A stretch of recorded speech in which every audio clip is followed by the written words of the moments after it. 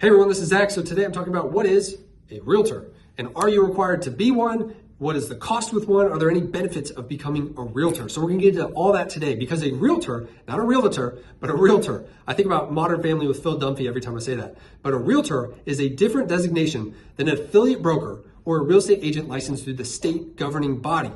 Realtors have to adhere to an additional set of standards over and above licensing law. They have to also meet what's called a code of ethics. It's basically raising the bar for real estate agents to meet an additional set of standards. Now, are you required to be a realtor? Because I know every December, January, there's a lot of agents that it's a big sigh, like, oh, I gotta pay $550 or $600 every single year. Now that is a lot of money, but are there any benefits or why are you being required to pay this money? Well, let's go into the different standards or realtor governing bodies in general. So there's a local realtor board, there's a state realtor board, and there's a National Association of Realtor Board, or NAR. NAR is the national one. They're one of the biggest governing bodies across the country, over 1 million members. So are you required to be a part of NAR or be a realtor? Well, it all comes down to what your brokerage does. When you're a real estate agent, you have to hang your license with a real estate brokerage. Locally, at least locally, it could be different in different states, could be different rules in different regions, but at least locally. Back in the day, these local boards, not the state boards, but the ones under them, the local boards used to have an MLS book. So you'd actually have to drive to these local boards, look through listings for your client.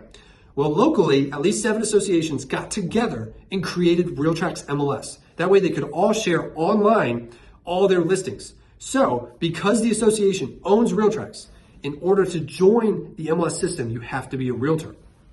Now, as you know, when you're choosing which brokerage to hang your license with, most brokerages are a part of the MLS system. This is an MLS system that syndicates out the listing to all major publications like Zillow, Realtor.com, Trulia. It syndicates out to all those. The MLS is also a place that real estate agents can share what they're offering to another agent should they bring a buyer to their property.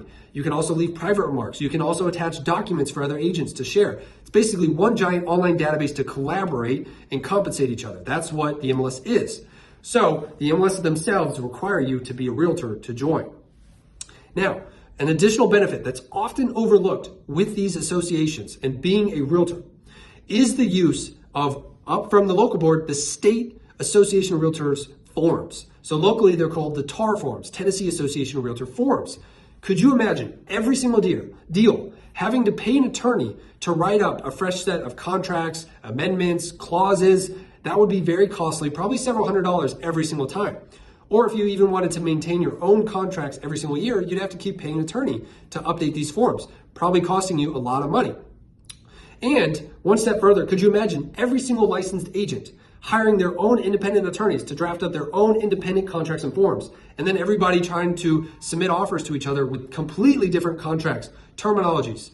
Well, the State Realtor Board, when you pay that fee, you have access to the TAR forms, basically the State Realtor forms, Tennessee Realtor forms. So that way, everybody's on the same standard. We all have the same purchase and sale agreement. We all have the same offers, amendments, contracts, clauses.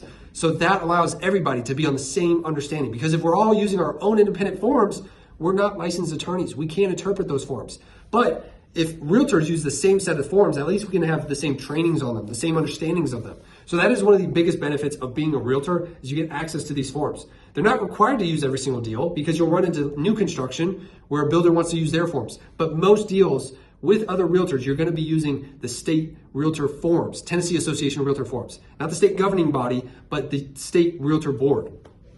Also, with associations, whenever you go to join a brokerage, look which associations that brokerage is a part of, because our requirement as being a realtor brokerage, is that our affiliates have to join at least one of the associations that we're a part of. So we are a part of 8 associations to give our agents options of which one they want to join. That way they can compare, well, what classes does this one offer? Are the classes free on this one? There are some associations where the classes are free, because every 2 years you have to take CE credits to re-up your license.